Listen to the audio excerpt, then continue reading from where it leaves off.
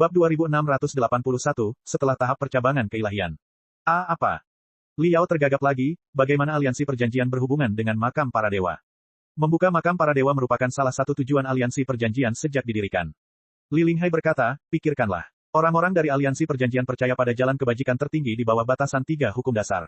Mereka menganggap diri mereka sebagai alat sederhana dari peradaban purba. Jadi, satu-satunya makna hidup mereka adalah untuk membangunkan atau membangkitkan kembali peradaban purba. Makam para dewa, di sisi lain, kemungkinan besar merupakan tempat berlindung bagi para ahli utama dari zaman purba. Membuka makam para dewa berarti memulihkan kejayaan zaman purba. Ketika aliansi perjanjian mengetahui tentang makam para dewa, bagaimana mungkin mereka tidak tertarik padanya? Itu memang masuk akal. Liao menggaruk kepalanya dan berkata, dengan kata lain, tujuan utama aliansi perjanjian adalah untuk membuka makam dewa dan membangunkan para ahli purba. Selama mereka dapat mencapai tujuan tersebut, tidak masalah apakah mereka dapat mengalahkan imperium atau tidak, atau apakah aliansi perjanjian dapat bertahan dalam perang.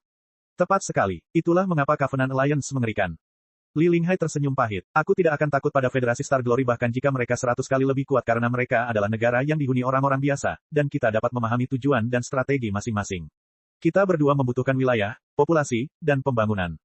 Namun, Covenant Alliance berpikir sangat berbeda dari kita. Mereka bahkan lebih bersemangat daripada kaum fundamentalis yang paling ekstrim. Mereka bersedia mengorbankan miliaran orang untuk menghidupkan kembali peradaban purba tanpa mempedulikan masa depan mereka sendiri.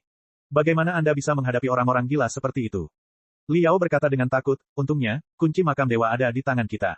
Belum tentu. Li Linghai berkata, itu mungkin bukan satu-satunya kunci menuju makam dewa, yang mungkin memiliki lebih banyak gerbang atau jalan untuk dibuka.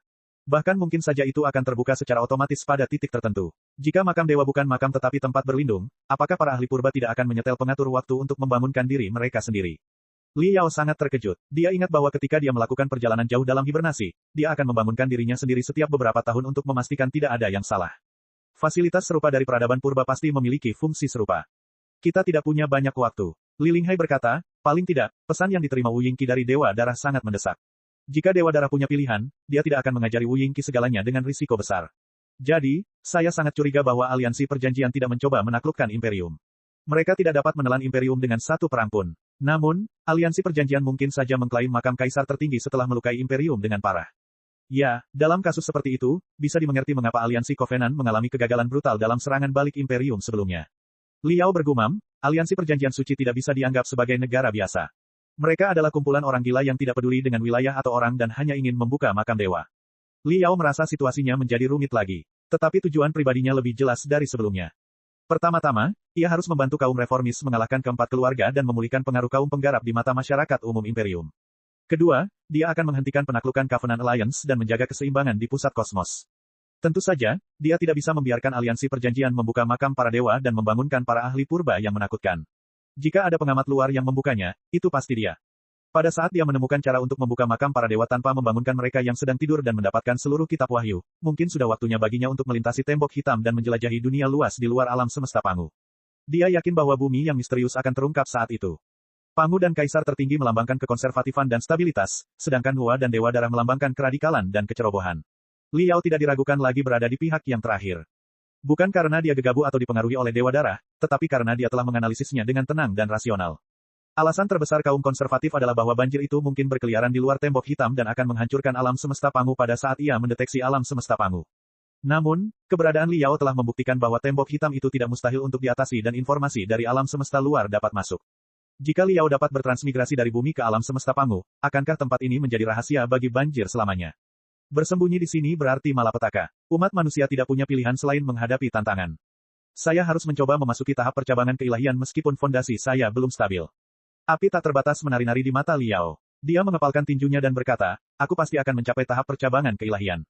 Hanya sedikit orang yang mencapai tahap percabangan keilahian bahkan di Imperium, terutama mereka yang bertipe pertempuran.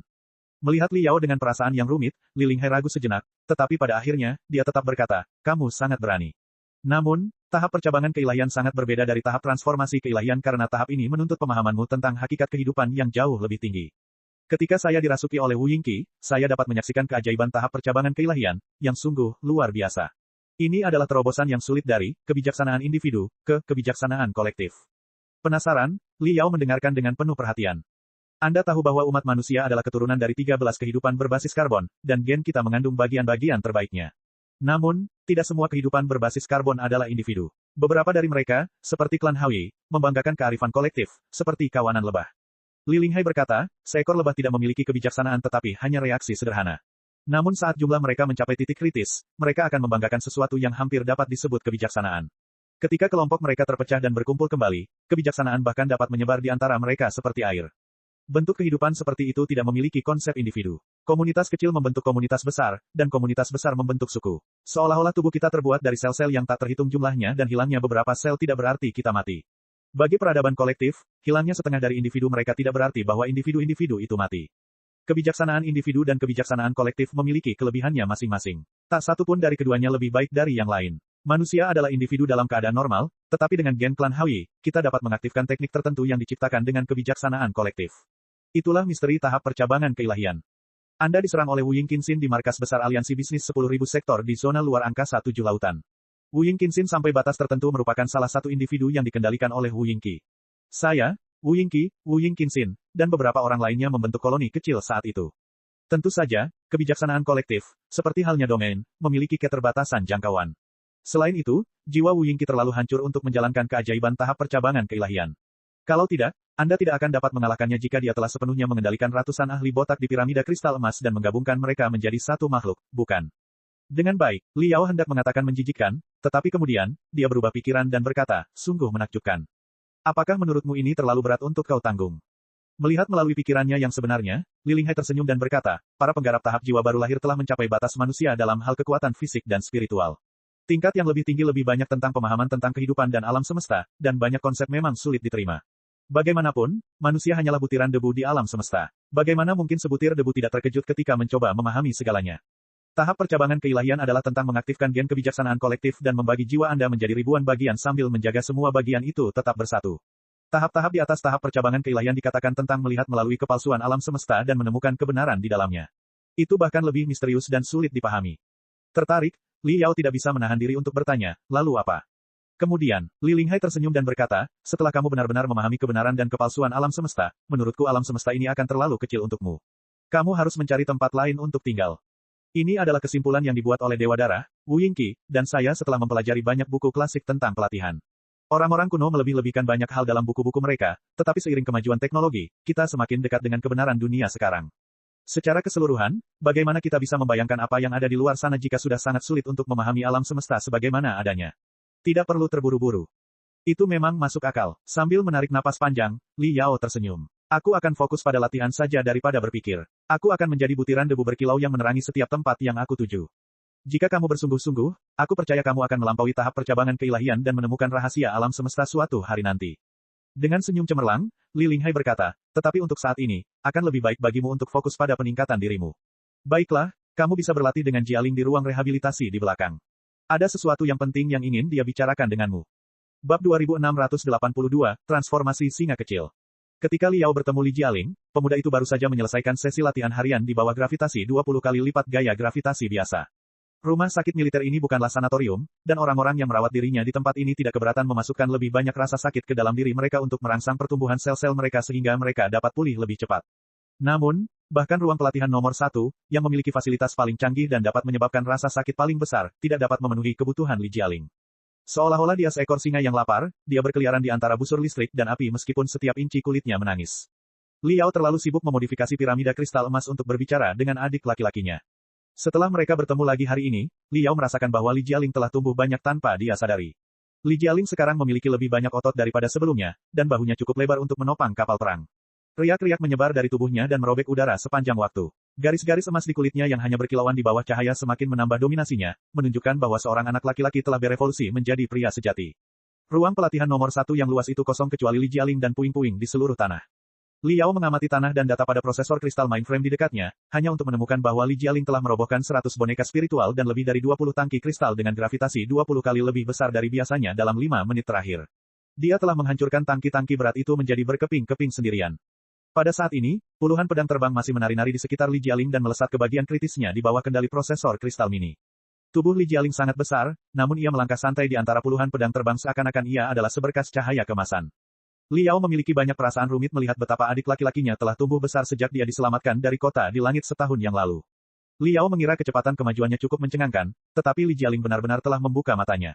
Tidak ada cara lain. Meskipun Liao telah mengalami banyak kejadian yang tidak terduga dan berlatih dengan gila-gilaan, ia tidak memiliki guru yang hebat atau sumber daya yang cukup sebelum berusia 18 tahun. Ayahnya adalah seorang pemurni yang hebat tetapi tidak tahu banyak tentang pertarungan, dan Liao belajar cara bertarung berdasarkan pengalamannya yang sebenarnya dengan para pemulung di kuburan peralatan sihir.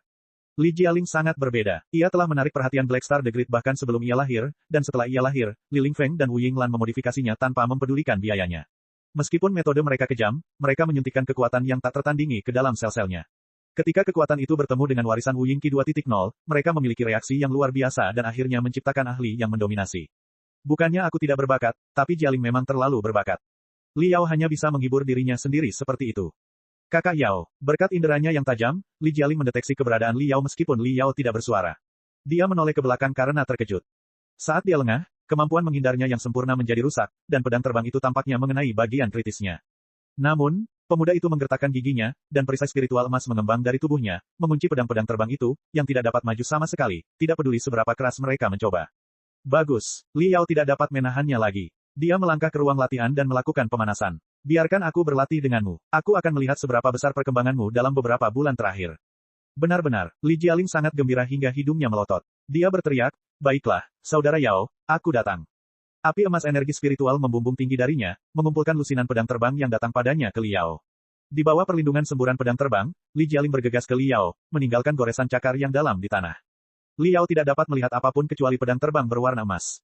Dia tersenyum haus. Jubah perangnya langsung terkoyak-koyak, tetapi tubuh aslinya di dalam jubah itu melintas ke punggung Li Jialing dari sudut pandang yang tak dapat dipercaya dan meraih laras tangki kristal yang rusak.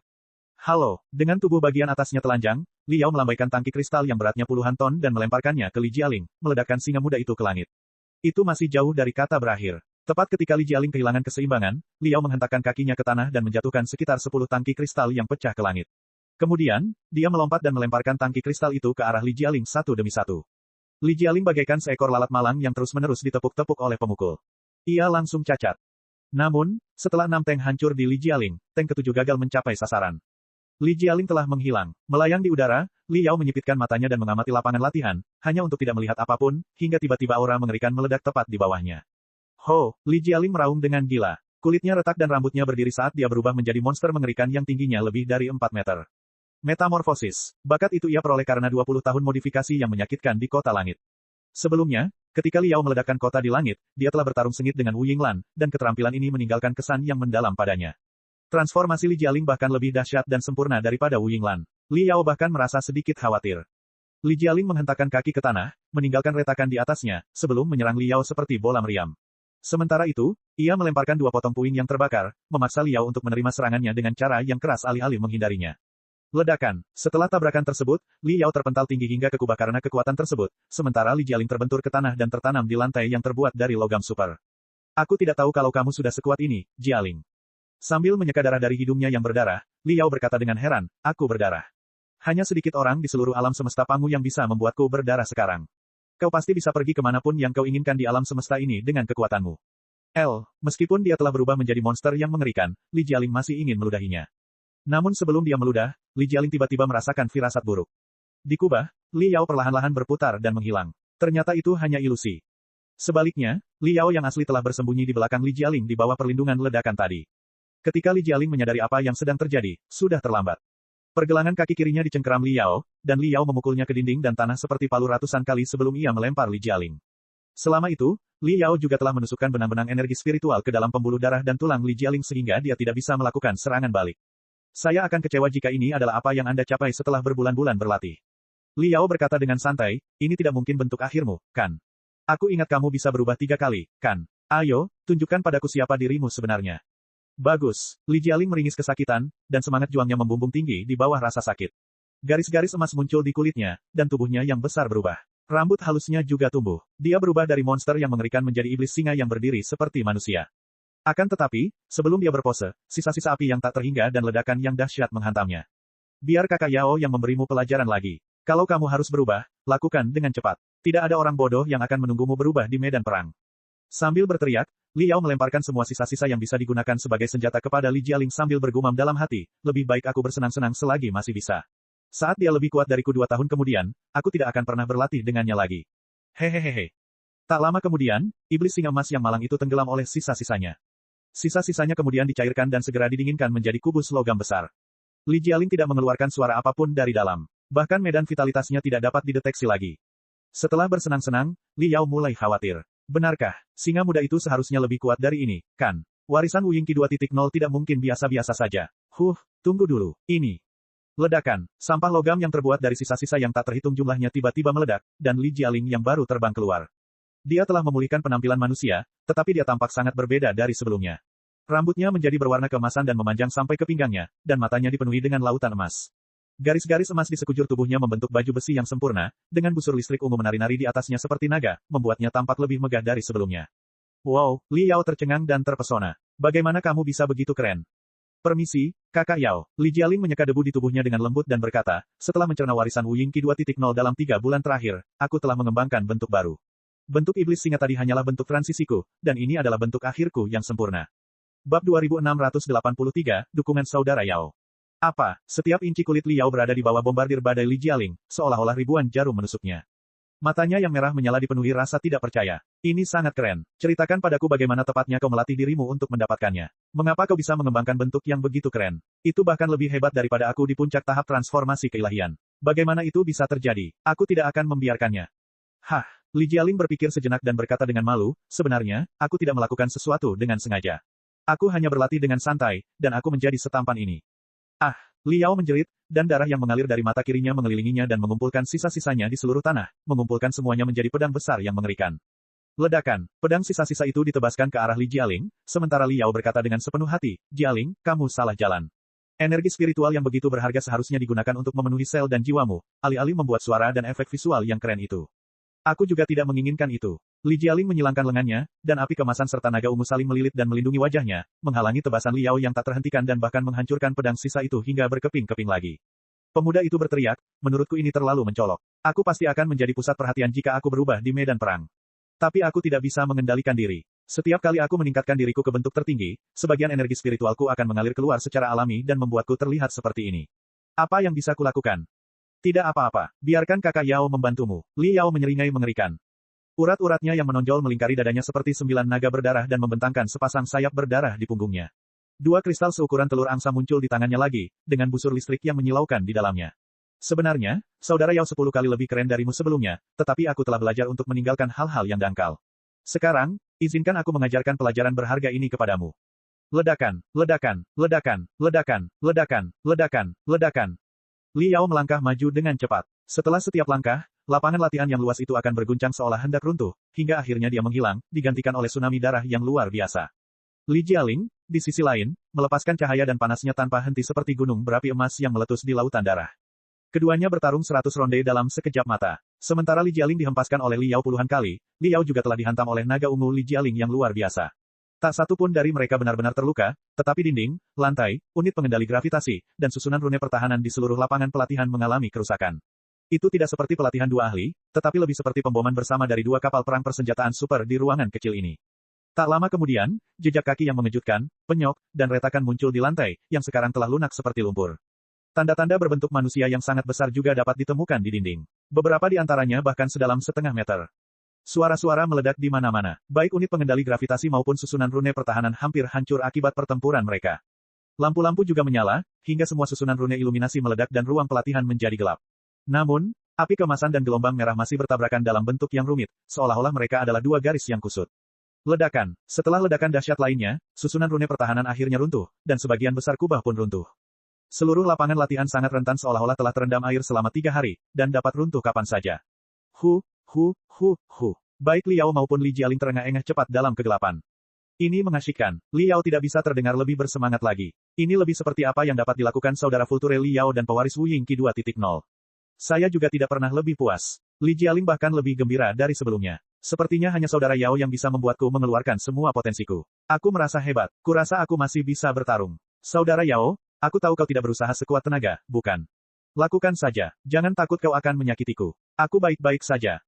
Benar-benar, Li Yao terdengar ragu. Saya telah membuat beberapa terobosan dalam beberapa bulan terakhir. Saya khawatir saya tidak akan bisa mengendalikan diri jika saya mengeluarkan semua kekuatan saya. Tidak apa-apa, aku bisa mengatasinya. Li Jialing berkata dengan penuh semangat, aku yakin dengan bentuk akhirku. Baiklah kalau begitu. Li Yao menarik napas dalam-dalam dan menutup matanya dalam kegelapan. Kemudian, musik yang menggelegar keluar dari perutnya, kepalanya, dan udara di sekitarnya pada saat yang bersamaan. Ini, Li Jialing tersentak kaget. Apa ini? Musik. Liao berkata dengan lugas, apakah kau tidak tahu bahwa domainku dipicu oleh musik? Semakin keras musik latar belakangku, semakin kuat pula aku. Bersama dengan serangan mental yang aku luncurkan dengan laguku sebagai medianya, aku tak terhentikan. Dalam beberapa bulan terakhir, aku telah meninjau kembali pertarungan dengan Wu Yingqi dan menyadari bahwa kultivasi dan bernyanyi pasti dapat berjalan beriringan. Jadi, aku berlatih beberapa lagu baru, tetapi tidak ada yang mau mendengarkannya. Long Yangjun, Boss Bai, dan Fizz King kabur setiap kali aku memberitahu mereka bahwa aku punya lagu baru. Bahkan Xiaoming dan Wen Wen tidak punya waktu. Senang sekali aku masih memilikimu, saudaraku yang baik. Apakah kamu siap? Jika kamu siap, lihatlah serangan gelombang suaraku yang berkekuatan 120%. Petik 2,2. Setelah setengah detik tertegun, Li Jialing tiba-tiba memuntahkan darah. Aduh, sakit sekali. Tidak, saudara Yao, kurasa aku tidak sanggup lagi. Kurasa aku hanya menderita luka dalam. Aku hampir tidak bisa mengendalikan diri lagi. Aku muntah darah. Aku menyerah. Hah, Li Yao kecewa. Serius, kupikir transformasi terakhirmu seharusnya menjadi sesuatu yang lebih baik. Ya, seharusnya begitu. Saudara Yao, kau benar bahwa kekuatan lebih penting daripada kepalsuan. Lagi pula, aku terlalu lemah. Li Jialing berkata cepat, sepertinya kakak Yao tetaplah kakak Yao, tidak peduli seberapa kuatnya aku. Aku sama sekali bukan tandinganmu. Aku tidak tahan lagi. Kakak Yao, aku harus mengobati lukaku. Oh, begitukah? Li Yao curiga. Apakah aku benar-benar menyakitimu sebegitu parahnya? Tentu saja, seluruh lapangan latihan hampir hancur karenamu, dan menurutmu itu tidak berat. Li Jialing bergegas keluar. Ini hanya permainan latihan kecil. Kita seharusnya tidak merobohkan tempat ini. Aku tidak bisa meneruskannya lagi. Saudara Yao, kau jauh lebih kuat dariku. Pemuda itu kembali menjadi dirinya sendiri saat ia menyelinap keluar bukan seperti singa tetapi lebih seperti musang. 5 menit kemudian, di ruang medis di sebelah lapangan latihan. Keduanya adalah petarung berpengalaman, jadi tidak ada luka yang serius di antara mereka.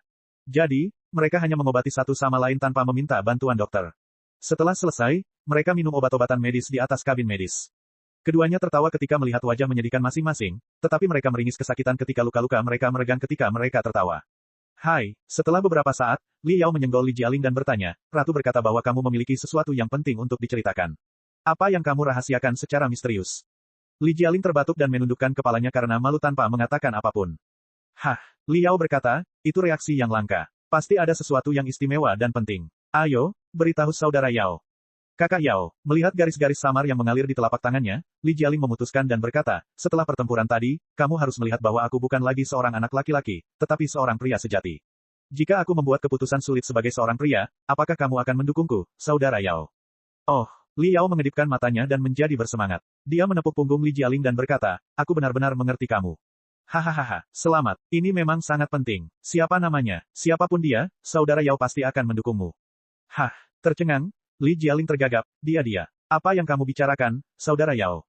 Gadis yang mengubahmu dari anak laki-laki menjadi pria. Li Yao merasa aneh. Bukankah kau akan membaginya denganku?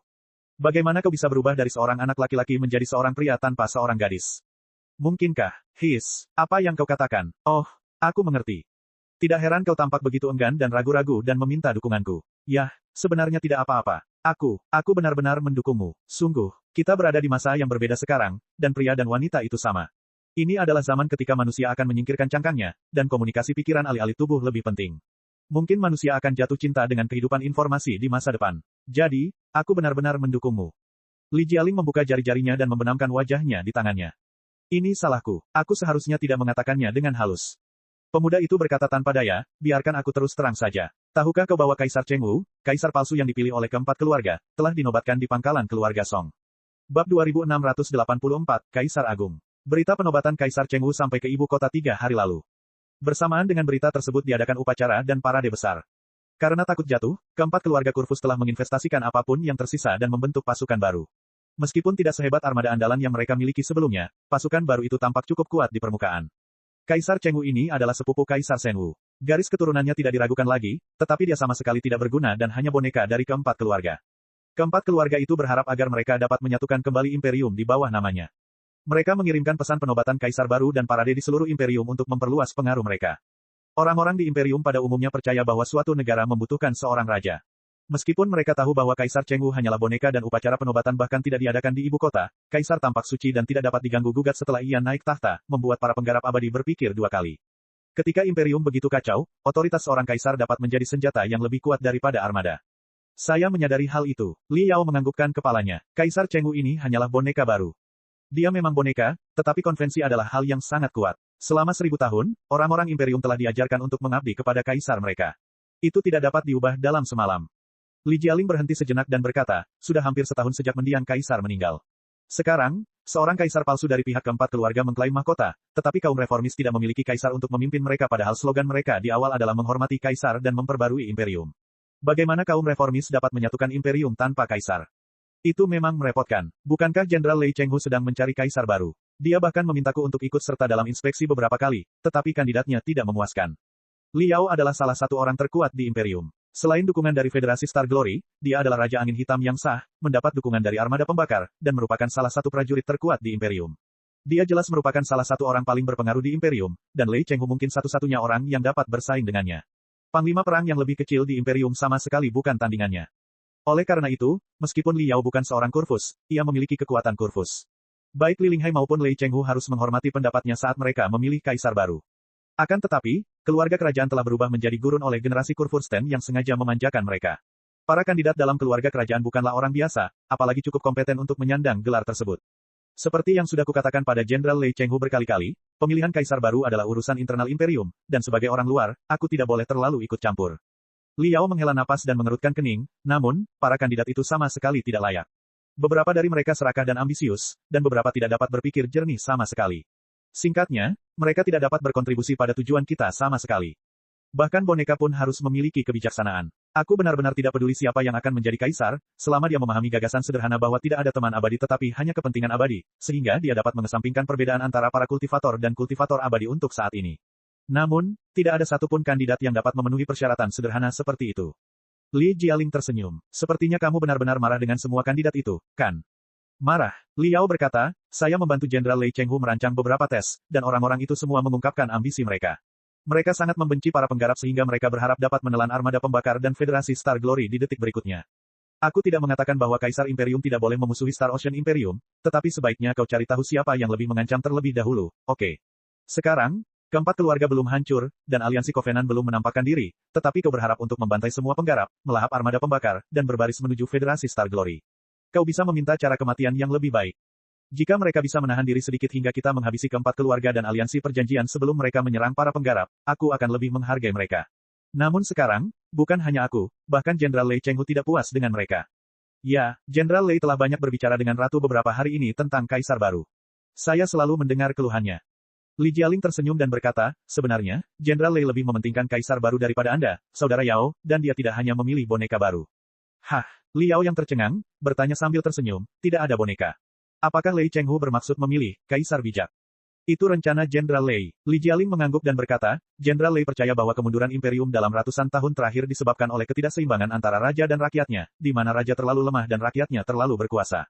Jika kaum reformis memilih boneka baru, apakah dia akan berbeda dari boneka keempat keluarga? Di mana reformasi akan terjadi? Ya, Jenderal Lei Chenghu dan Ratu dapat memastikan bahwa ideologi kaum reformis tidak berubah dengan prestise mereka saat mereka masih hidup, tetapi Jenderal Lei sudah tua dan mungkin meninggal dalam 100 tahun, dan masih harus dilihat apakah Ratu dapat berubah menjadi kultivator spektral. Mereka tidak dapat melindungi boneka itu selamanya. Jika suatu hari Jenderal Lei dan Ratu musnah, dan Panglima Perang generasi baru menjadi kuat, apa yang bisa dilakukan Kaisar Boneka? Apakah kaum reformis tidak akan merosot menjadi 4 keluarga generasi baru saat itu? Apa yang dikatakan Li Jialing membuat Li Yao semakin menghormati Lei Chenghu. Itu benar sekali. Jenderal Lei Chenghu adalah seorang visioner. Meskipun kami berbeda pendapat, saya harus mengakui bahwa dia adalah seorang prajurit sejati yang mengabdikan diri untuk negaranya. Namun, meskipun hebat memiliki kaisar yang bijak alih-alih boneka, bagaimana Anda bisa menemukan kaisar yang bijak dengan mudah? Bukankah Jenderal Lei Chenghu sudah memeriksa berkas-berkas anggota keluarga kerajaan? Saya sendiri sudah membaca berkas-berkas itu. Hanya sedikit dari mereka yang cukup layak. Tidak mungkin kita bisa menemukan beberapa balita dan mendidik mereka menjadi kaisar yang bijak dalam beberapa dekade mendatang, bukan? Tidak? Menurut standar Jenderal Lei Chenghu yang ketat, saya khawatir seorang bayi harus dipersiapkan sejak ia masih dalam kandungan ibunya untuk memenuhi tuntutannya. Hahaha. Li Yao terkekeh, tetapi Li Jialing tidak menanggapi. Suasananya aneh dan canggung. Tunggu, kenapa kau berbicara padaku tentang itu? Merasa wajah Li Jialing aneh, Li Yao menelan obat penguat itu dan berkata, biarkan Ratu dan Jenderal Lei Chenghu yang mengurus pemilihan kaisar. Apa sebenarnya yang ingin kau bicarakan denganku dan meminta dukunganku? Kakak Yao, setelah terdiam cukup lama, Li Jialing mengambil keputusan dan menarik napas dalam-dalam sebelum berkata, jika Jenderal Lei Chenghu dan Ratu menginginkan aku menjadi kaisar baru imperium, apakah kau akan mendukungku? Pukul. Liao memuntahkan obat penguat itu dan batuk begitu keras hingga air matanya mengalir. Batuk, batuk, batuk. Kau pasti bercanda. Batuk, batuk, batuk. Apakah telingaku baru saja menipuku, atau ada yang salah dengan kepala Li Linghai dan Lei Chenghu? Kau, kaisar baru. Nama keluargamu sama sekali bukan Wu Ying. Itu tidak penting. Li Jialing berkata dengan santai, kau tidak akan mengira bahwa Jenderal Lei Chenghu adalah salah satu orang keras kepala yang harus berlutut di hadapan keluarga Wu Ying, kan? Kekaisaran tidak dimiliki oleh keluarga manapun, dan Jenderal Lei setia kepada kekaisaran, bukan Wu Yingqi atau keturunannya yang tidak layak. Tentu saja, kebanyakan orang di Imperium tidak bisa menerima seorang kaisar dengan nama belakang yang berbeda, tapi tidak apa-apa karena hanya sedikit orang yang benar-benar mengenalku. Saya adalah putra kandung Ratu. Ratu, Lei Chenghu, dan Raja Angin Hitam akan mengesahkan bahwa saya adalah putra ke-13 mendiang kaisar dan bahwa saya diam-diam dikirim keluar istana untuk menghindari konflik politik. Sekarang, saya telah kembali ke ibu kota setelah tumbuh besar di keluarga Li. Siapa yang dapat mempertanyakan keabsahan saya? Bab 2685, Ubah Alam Semesta. Tetapi, kepala Liao kacau, dan kemampuan komputasinya terhalang, membuatnya mustahil baginya untuk mengatakan apapun. Dia tidak pernah menyangka Li Jialing akan mengemukakan topik yang begitu mengejutkan. Saudara Yao, apakah Anda ingin mengatakan bahwa keempat keluarga akan mengungkap saya, atau bahwa keluarga kerajaan dapat memeriksa garis keturunan saya dengan teknologi canggih? Li Jialing tersenyum dan berkata, ketika Li Lingfeng membawaku ke keluarga Li, dia mengubah berkas pribadiku, dan kebenaran tidak akan pernah ditemukan sekarang karena Li Lingfeng sudah meninggal. Bagaimana keempat keluarga bisa mengetahui identitas asliku? Kalaupun mereka melakukannya, memangnya kenapa? Wajar saja kalau mereka merendahkan kaisar yang dipilih musuh mereka sebagai kaisar palsu. Aku tahu bahwa mesin propaganda yang dikendalikan oleh kaum reformis akan menyerang Kaisar Cheng Wu dengan ganas. Serangan keempat keluarga terhadapku hanya akan sama. Tidak akan ada yang percaya. Uji garis keturunan bahkan bukan masalah besar. Ratu masih memiliki pengaruhnya. Dia dan Jenderal Lei pasti akan bertanggung jawab atas uji garis keturunan, dan mereka dapat membuat hasil apapun yang mereka inginkan. Siapa yang berani menolak? Di Imperium Manusia Sejati, kekuatan adalah hal terpenting jika Anda ingin menjadi kaisar. Sekarang, Jenderal Lei, Ratu, Jin Yuyan, dan Saudara Yao semuanya mendukung saya di pihak reformis. Apakah menurut Anda ada orang bodoh yang akan melontarkan argumen bahwa saya tidak memenuhi syarat? Melihat wajah percaya diri Li Jialing, Liao mencoba menenangkan dirinya. Dia bertanya dengan sungguh-sungguh, katakan padaku siapa yang punya ide itu. Apakah Lei Chenghu yang punya ide itu? Mengapa? Ya, itu memang usulan Jenderal Lei. Li Jialing berkata dengan tenang, Saudara Yao, apakah kamu belum menyadari orang macam apa Jenderal Lei itu? Dia adalah seorang kultivator abadi sejati, seorang militeris paling keras kepala, dan pemuja terbesar Wu Yingqi. Kekagumannya terhadap Wu Yingqi sangat dalam, dan dia bermimpi untuk mengembalikan kejayaan di zaman bintang hitam yang agung. Tapi Wu Yingqi sudah mati. Liao berkata dengan dingin, juga, apa yang dia sembah adalah Wu Yingqi dalam imajinasinya, yang sama sekali tidak seperti Wu Yingqi yang sebenarnya. Ya, Jenderal Lei juga menyadarinya. Itulah sebabnya dia bekerja sama denganmu dan menggagalkan rencana matahari berikutnya. Li Jialing berkata, namun, bergandengan tangan dengan para kultivator tidak berarti melepaskan keyakinannya. Dia masih percaya pada bintang hitam agung, bukan yang sudah mati, tetapi kaisar baru yang lebih sempurna yang dapat 100% mewakili jalan keabadian yang sejati. Kau lihat, Jenderal Lei yakin bahwa ia dapat menciptakan bintang hitam agung lainnya, penguasa paling sempurna yang memerintah umat manusia. Tentu saja, itu berdasarkan premis bahwa penguasa ini memiliki warisan Wu Yingqi lama sehingga ia dapat disetujui oleh sebagian besar penggarap abadi termasuk Jenderal Lei sendiri. Aku rasa aku mengerti. Liao bergumam, Lei Chenghu selalu memuja bintang hitam agung sebagai dewa, tetapi dia menemukan bahwa dewa yang dia percayai adalah iblis. Orang lain akan melepaskan keyakinan mereka dalam keadaan seperti itu, tetapi Lei Chenghu dengan gila memutuskan untuk menciptakan dewa sejati dan membentuk kembali keyakinan semua penggarap abadi. Ya, mau bagaimana lagi? Sungguh tidak tahu malu kau memutar video porno Wu Yingqi ke seluruh sektor terminus imperial, yang mengguncang keyakinan banyak penggarap abadi di jalur keabadian sejati. Mereka bahkan mempertimbangkan untuk memihak penggarap. Li Jialing berkata, apakah kau benar-benar berpikir Jenderal Lei, seorang penggarap abadi yang pantang menyerah, akan menyaksikan para penggarap abadi berpindah pihak tanpa melakukan apapun? Meskipun dia tidak akan pernah mengakui bahwa iblis yang memulai rencana matahari berikutnya adalah Wu Yingqi, itu tidak cukup. Dia harus memperkenalkan kaisar baru yang karismatik yang berhubungan langsung dengan Wu Yingqi sehingga kepercayaan yang runtuh dari semua penggarap abadi dapat dipulihkan. Mengerti. Sekarang, Blackstar yang agung memiliki dua pewaris langsung di Imperium, yaitu kamu yang mendapat 2.0 dan aku yang mendapat 3.0. Liao menepuk pahanya dan berkata, sialan, tapi bukan berarti dia harus mendatangimu, kan? Kamu terlalu muda untuk perebutan kekuasaan yang rumit seperti itu. Kenapa dia tidak datang kepadaku? Aku juga bisa, kurasa aku tidak cocok menjadi kaisar Imperium, kan? Saya khawatir tidak. Li Jialing mengangguk pelan. Jenderal Lei bukan satu-satunya yang membutuhkan kaisar baru yang sehat dan kuat yang memiliki warisan Wu Yingqi dan potensi tak terbatas. Para perwira muda di ketentaraan juga membutuhkan kaisar seperti itu, seseorang yang dapat mereka pahami dan yang dapat memperbarui Imperium. Akulah kandidat terbaik untuk itu. Tidakkah menurutmu begitu, Saudara Yao? Saya, Li Yao sempat kehilangan kata-kata. Meskipun pikirannya menjadi kosong setelah lamaran Li Jialing, semakin dia memikirkannya, semakin dia menyadari bahwa Li Jialing adalah pilihan yang sempurna. Meskipun kaum reformis memenangkan pertempuran Tujuh Lautan dan pertempuran di ibu kota, Wu Yingqi, sebagai pengkhianat di antara kaum reformis, tetap menyebabkan kerugian besar. Kaum reformis kini secara halus berubah dari zaman Li Linghai ke zaman Lei Chenghu, dan kaum kultivator, yang dipimpin oleh Liao, tak pelak lagi telah menambah kompleksitas situasi meskipun mereka membantu kaum reformis. Pada saat seperti ini, sulit untuk menemukan kaisar baru yang dapat memuaskan semua orang, dan kaum reformis bisa hancur jika mengambil pilihan yang buruk. Akan tetapi, mengabaikan garis keturunannya, Li Jialing adalah kandidat kaisar yang jarang terlihat dan membuat semua orang puas. Bagi Lei Chenghu, seorang pengagum berat Black Star the Great, impian seumur hidupnya adalah untuk mempersiapkan generasi baru Black Star the Great yang lebih sempurna. Para pengawal kekaisaran yang setia kepada Wu Yingqi pun tidak akan keberatan dengan kepemimpinan pewaris Wu Yingqi. Bagi Li Linghai, dan juga para bawahan Li Linghai yang khawatir akan diusir, akan lebih menenangkan jika putra Li Linghai menjadi kaisar dan Li Linghai beralih dari ratu menjadi janda permaisuri. Suksesi kekuasaan kaum reformis akan berjalan lancar. Bagi para kultivator termasuk Liao, sudah barang tentu tidak akan ada seorang pun yang menjadi kaisar lebih baik daripada Li Jialing. Namun, bagaimana dengan itu? Li Jialing menatap Liao. Apakah kamu akan mendukungku, saudara Yao? Dari sudut pandang imbalan, aku pasti akan mendukungmu. Kau akan jauh lebih baik daripada kandidat yang tidak layak sebagai kaisar. Liao mencoba menahannya, tetapi dia gagal. Namun, sebagai kakak laki-lakimu, aku harus mengingatkanmu bahwa tidak akan menyenangkan jika kau duduk di atas tahta. Aku tidak pernah merasa bahwa kau adalah pria yang haus kekuasaan. Bukankah kau selalu mendambakan kehidupan yang bebas dan tanpa kendali? Mari kita kesampingkan sikap Jenderal Lei dan Ratu dan fokuslah padamu. Apa sebenarnya yang kau pikirkan? Apakah kau ingin menjadi kaisar? Bulu mata Li Jialing bergetar, dan dia menundukkan kepalanya. Detik berikutnya, bibirnya melengkung ketika dia tersenyum dari lubuk hatinya. Terima kasih, kakak Yao. Matanya berbinar, Li Jialing berkata dengan tulus, aku tahu kamu peduli padaku dari lubuk hatimu, dan kamu menginginkan yang terbaik untukku. Kamu tidak ingin aku memikul tanggung jawab yang mungkin terlalu berat untuk ditanggung siapapun. Namun, seperti yang saya katakan tadi, saya telah berubah dari seorang anak laki-laki menjadi seorang pria, dan seorang pria harus memikul tanggung jawab yang diharapkan darinya. Memang benar aku mendambakan kebebasan di masa lalu, tapi tahukah kau mengapa? Karena aku tidak punya apa-apa saat itu. Apalagi yang bisa dikejar oleh orang yang tidak punya apa-apa selain kebebasan.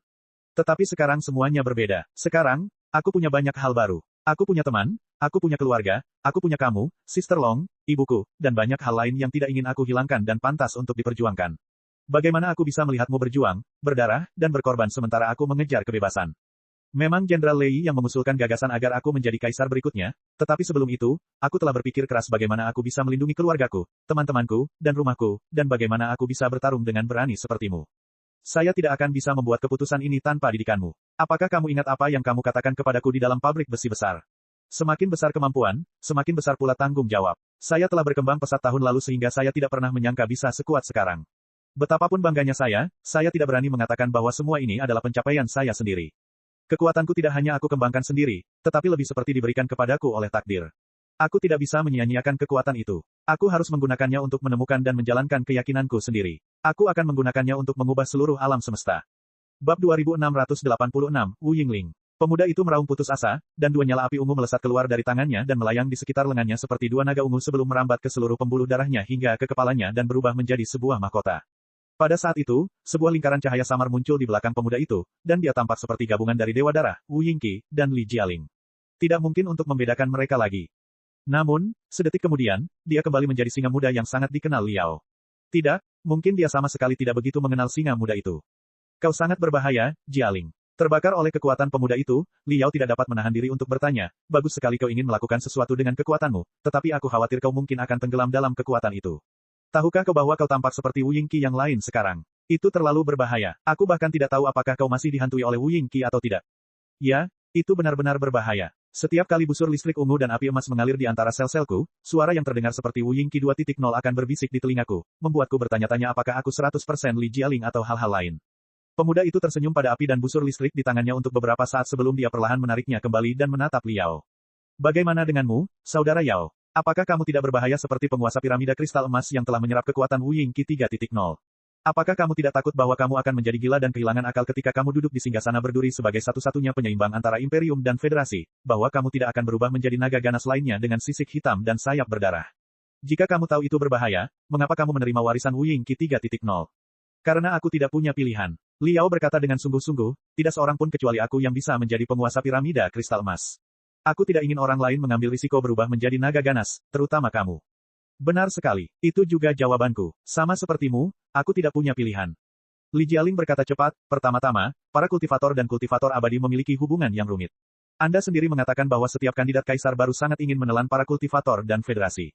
Bahkan Jenderal Lei Chenghu tidak akan bekerja sama dengan Anda selamanya, bukan? Tidak, kami mengesampingkan perbedaan pendapat kami hanya untuk menghadapi keempat keluarga dan aliansi Covenant. Namun suatu hari nanti, ketika musuh bersama kita hancur, akankah Imperium dan Federasi memulai perang?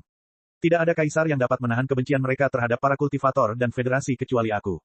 Hanya aku yang dapat memperlakukan para kultivator dan para kultivator abadi secara setara, menekan para elang yang berniat mencaplok federasi, dan membawa perdamaian sejati ke Imperium dan Federasi. Juga, bukankah kau telah mencoba mereformasi Imperium dengan cara para penggarap? Aku tahu kau mengadopsi pendekatan dari bawah ke atas dengan mengubah masyarakat umum secara bertahap. Tapi itu mustahil. Imperium terlalu besar dan kacau, dan jalan menuju keabadian yang sebenarnya telah terbentang selama 1000 tahun.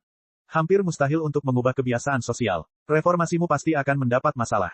Bahkan mungkin akan menimbulkan ketegangan antara Imperium dan Federasi. Imperium saat ini tidak dapat mentolerir reformasi dari bawah ke atas. Kita harus mengubah arsitektur usang dari atas dengan kekuatan baru dan turun ke bawah. Itulah satu-satunya cara. Ratu dan Jenderal Lei Chenghu secara alami adalah reformis sejati. Di satu sisi, mereka terlalu tua untuk memimpin para reformis hingga tujuan mereka tercapai, dan di sisi lain, mereka terlalu terikat oleh ide-ide para penggarap abadi, dan reformasi mereka terlalu remeh. Aku tidak melebih-lebihkan diriku sendiri. Kurasa aku tidak lebih baik dari Ratu, Jenderal Lei, kau, atau Suster Long. Tidak, aku tidak sehebat kalian semua saat ini, tetapi tidak seorang pun dari kalian yang bisa menjadi Kaisar Imperium. Di sisi lain, aku jauh lebih baik daripada semua kandidat Kaisar. Jika salah satu dari sampah itu menjadi Kaisar Imperium, menurutmu apa yang akan mereka lakukan? Bagaimana mereka akan memperlakukan para penggarap dan federasi? Bagaimana mereka akan menghadapimu sebagai pencegah di piramida kristal emas? Apakah kau akan meneruskan reformasi alih-alih ditelan oleh ambisi besar mereka? Tidak, mereka tidak akan melakukannya. Kau tahu betul konsekuensi yang akan terjadi jika mereka menjadi kaisar. Itulah sebabnya kau dan Jenderal Lei belum pernah memilih salah satu dari mereka. Jadi, aku tidak bisa membiarkan para sampah itu menjadi kaisar Imperium hanya untuk menghancurkan Imperium, Federasi, dan semua yang akhirnya kumiliki. Terakhir, ada alasan kecil tapi tidak kalah pentingnya. Ratu, yang dikendalikan oleh Wu Yingqi, hampir menyebabkan bencana dalam rencana matahari berikutnya. Meskipun dia dihentikan oleh saudara Yao tepat waktu, kerugian besar terjadi, dan terlalu banyak orang kehilangan nyawa. Kejahatan sang ratu tentu tidak termaafkan, tetapi mereka yang mati karena dia tidak dapat dihidupkan kembali meskipun dia dipotong-potong. Jadi, sebagai putranya, aku harus mempertanggungjawabkan kejahatannya dan menebusnya setiap hari selama sisa hidupku. Melihat pemuda itu tersipu karena kegembiraan, Li Yao kembali bingung. Atau lebih tepatnya, dia akan dicairkan oleh gairah pemuda itu. Apakah kamu benar-benar sudah memikirkannya? Li Yao bertanya, apakah ini keputusan akhirmu?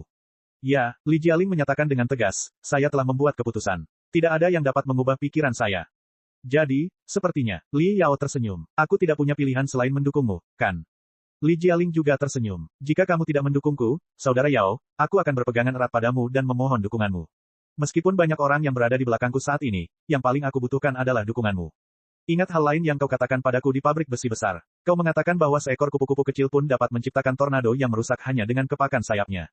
Kalau dipikir-pikir, mungkin akulah tornado yang telah kau ciptakan. Sekarang setelah kau memulai tornado, bagaimana kau dapat membuatnya mereda dengan cepat? Kedengarannya adil. Li Yao berpikir sejenak dan menatap Li Jialing. Kalau begitu, jawab pertanyaan terakhirku. Kamu sekarang ini seperti apa? Kamu seorang kultivator atau seorang kultivator abadi? Aku tidak tahu. Aku telah diganggu oleh para penggarap abadi sejak aku lahir, dan Li Lingfeng dan Wu Yinglan telah mengubahku menjadi monster. Aku tidak pernah menyukai jalan keabadian yang sejati. Li Jialing berkata, namun, tentang jalur para kultivator, tidak peduli bagaimana Anda menjualnya kepada saya merasa itu masih terlalu tidak realistis dan tidak praktis dan membutuhkan terlalu banyak kecelakaan keberuntungan. Saya ingat apa yang kita bicarakan di makam kaisar, tentang betapa baiknya jika kita bisa menggabungkan ide-ide para kultivator dan ide-ide para kultivator abadi. Tentu saja, saya belum menemukan rinciannya. Jika saya cukup beruntung menjadi seorang kaisar selama beberapa dekade, saya pikir saya mungkin bisa menemukan jawabannya. Ada seorang pria bernama Lu Qingchen di Federasi yang memiliki ide serupa. Dia percaya bahwa ide-ide dari para kultivator dan para kultivator abadi sudah ketinggalan zaman dan harus direvisi. Li Yao berkata, saya pikir kalian memiliki banyak kesamaan. Oh, begitukah? Li Jialing berkata dengan gembira, saya tidak tahu bahwa ada orang bijak seperti itu di Federasi. Di mana dia sekarang? Saya pikir penting bagi kita untuk mengundangnya ke Imperium demi tujuan kita. Yah, menurutku itu akan sulit. Li Yao mengusap hidungnya dan berkata, orang ini sudah terbunuh, meskipun belum sepenuhnya. Sebagian jiwanya telah hilang, tetapi aku tidak tahu di mana dia sekarang. Aku khawatir dia tidak dapat membantu perjuanganmu di Imperium lagi. Li Jialing dan Li Yao saling menatap cukup lama sebelum mereka tertawa bersamaan. Sungguh memalukan. Li Jialing berkata, dia bisa memberi saya perspektif baru. Sungguh memalukan. Li Yao mendesah. Kalau dipikir-pikir, Ide banyak orang, termasuk Lu Qingchen, memang cemerlang, tapi kenapa kita harus bertengkar alih-alih berdiskusi dengan damai untuk mencari solusi terbaik? Mereka harus menyerangku dan membuat diri mereka terbunuh, membuatku merasa kesal dan bersalah. Buat apa repot-repot? Bukankah kita sedang berdiskusi dengan tenang sekarang? Li Jialing berkata, semoga kita bisa belajar dari masa lalu dan tidak melakukan kesalahan yang sama saat kita mencari jalan yang paling tepat di Lautan Bintang. Li Yao menatap pemuda itu lagi untuk waktu yang lama. Tiba-tiba ada hal lain yang terlintas di pikiranku. Li Yao berkata, ketika kamu menjadi kaisar, aku rasa kamu tidak akan bisa lagi menggunakan nama Li Jialing, bukan? Dengan mengatakan itu, dia menyatakan dukungannya terhadap Li Jialing. Saya Li Jialing, dan saya akan selalu menjadi putra Li Linghai dan saudara Li Yao. Pemuda itu sama sekali tidak senang setelah menerima dukungan Li Yao. Sebaliknya, dia ragu sejenak, seolah-olah dia akan melepaskan diri dari kehidupan masa lalunya dan memulai ekspedisi berbahaya. Namun, setelah perjuangan singkat, api kemasan menyala di matanya, membakar semua keraguannya. Tapi di permukaan, aku akan menggunakan nama yang berbeda. Aku harus kembali ke keluarga Wu Ying. Pemuda itu bangkit dan membuka pintu ruang medis. Membiarkan sinar matahari yang terik menyelimutinya dengan baju besi yang membara, dia menatap Li Yao dengan senyum yang paling cemerlang. Mulai hari ini dan seterusnya, aku akan dipanggil Wu Yingling. Bab 2687, Musim Semi Kekaisaran. Musim semi telah tiba di Imperium. Ia tiba lebih awal di dunia bawah tanah planet ibu kota yang belum pernah menyaksikan musim semi daripada di permukaan. Su Zicheng, seorang mantan penambang terhormat dan pemimpin Nepenthe, berdiri di hadapan pabrik besi besar yang menurutnya familiar sekaligus asing, tidak dapat mempercayai bahwa tempat ia dilahirkan dan dibesarkan dapat berubah menjadi surga seperti itu. Pabrik yang menyesakan itu telah dilengkapi dengan jalur perakitan otomatis yang tak terbatas, dan fasilitas pemurnian serta pembuatan di sini merupakan yang tercanggih bahkan di seluruh imperium. Lebih dari 85% pekerja tidak perlu lagi menyia-nyiakan hidup mereka untuk pekerjaan berbahaya itu. Namun, para pekerja tersebut tidak dipecat. Setelah pelatihan, mereka menjadi pekerja konstruksi baru dan menciptakan ruang hidup baru dengan menggali bebatuan di sekitar pabrik besi besar. Kota-kota indah dan taman industri dibangun, mengubah pabrik budak yang gelap menjadi kota bawah tanah model imperium. Meskipun Su Zicheng secara pribadi telah menyaksikan semua perubahan yang indah itu, dia masih merasa sulit mempercayai matanya ketika seluruh kota bawah tanah sedang merayakan pembukaan taman industri baru di distrik selatan.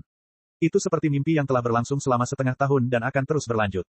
Ketika Liao, Long Yangjun, Li Jialing, Xiaoming dan Wen Wen pergi lebih awal, mereka siap bertempur selama 10 tahun, 20 tahun, dan bahkan 1 abad. Leluhur mereka telah berjuang dalam kegelapan selama 10.000 tahun. Mengapa mereka tidak bisa menunggu 100 tahun lagi? Mereka tidak menyangka kemenangan akan datang secepat itu. Hanya dalam waktu setengah tahun, mereka diberitahu bahwa Li Yao telah mengamankan kemenangan di permukaan dan akan menguasai seluruh imperium. Awalnya semua orang curiga. Itu bisa dimengerti. Mereka telah tersiksa terlalu lama, dan perlawanan mereka sebelumnya berakhir dengan kehancuran. Mereka tidak berani meminta kabar baik karena mereka tidak ingin kecewa. Namun, sumber daya berharga dalam lemari yang dikirim dari permukaan membuat mereka menyadari bahwa kemenangan itu nyata. Ketika sekelompok boneka spiritual bertulang besi dan dingin datang ke kota bawah tanah, mereka panik sejenak, mengira bahwa mesin tersebut diperintahkan untuk membantai mereka. Akan tetapi, boneka-boneka spiritual itu tidak memegang pedang, melainkan sekop. Mereka tidak ada di sini untuk membunuh, tetapi untuk membantu memperbaiki tempat perlindungan, memperluas kota, dan membangun jalan antar kota. Sejak saat itu, kehidupan orang-orang bawah tanah menjadi semakin baik. Su Zicheng, sebagai pemimpin penganut Nepenthe dan teman lama Li Yao, tentu saja mengambil tanggung jawab memimpin pembaruan dunia bawah tanah. Melalui Su Zicheng, Li Yao mempekerjakan sekelompok pria sehat sebagai penjaga piramida kristal emas. Karena piramida kristal emas adalah daerah demilitarisasi, baik armada pembakar maupun armada petir yang mencengangkan tidak ditempatkan di daerah tersebut, dan orang-orang bawah tanah adalah penjaga terbaik. Bukan sekadar pekerjaan bagi orang-orang bawah tanah, tetapi juga menjadi pembuka mata bagi para pemuda hebat dari dunia bawah tanah, yang akan segera kembali ke kampung halaman dan membawa lebih banyak cahaya bagi rekan-rekan senegaranya. Adapun penganut Nepenthe lainnya, mereka kembali ke pabrik besi besar dan mengabdikan diri untuk pekerjaan rekonstruksi. Menurut rencana, mereka akan bekerja sama dengan Xiaoming dan Wen Wen, serta boneka mereka, untuk membangun pabrik besi besar menjadi kota futuristik yang indah. Itu bukan hanya bagian dari reformasi secara umum, tetapi juga senjata yang ampuh. Modifikasi pabrik besi besar dibuat menjadi video dan dikirim ke daerah-daerah yang masih berada di bawah kendali keempat keluarga, menunjukkan kepada para hominoid seperti apa imperium masa depan dan kehidupan baik apa yang dapat mereka jalani. Kini, sementara sebagian penganut Nepenthe ikut serta dalam pembangunan kota, penganut Nepenthe lainnya membangun jalan di antara tempat perlindungan dan kota bawah tanah dengan keterampilan menambang mereka. Kemudian, sebagai pencacah sensus, mereka membantu imperium mendapatkan data orang-orang bawah tanah yang selama ini diabaikan sehingga kehidupan orang-orang tersebut dapat ditingkatkan dengan bantuan. Hasilnya, semakin banyak orang bawah tanah yang ikut bekerja untuk memperbaiki kehidupan mereka. Tidak ada kekurangan sumber daya untuk saat ini. Keempat keluarga itu memiliki banyak industri di sektor terminus imperial, dan armada andalan mereka telah membawa banyak sumber daya selama invasi. Itu semua kini menjadi trofi para reformis. Rute pelayaran antara ibu kota dan zona luar angkasa 7 lautan dikeruk lagi, yang memungkinkan sumber daya dikirimkan untuk mendukung rekonstruksi. Satu-satunya masalah adalah bagaimana mendistribusikan sumber daya dari darat ke tangan mereka yang benar-benar membutuhkan.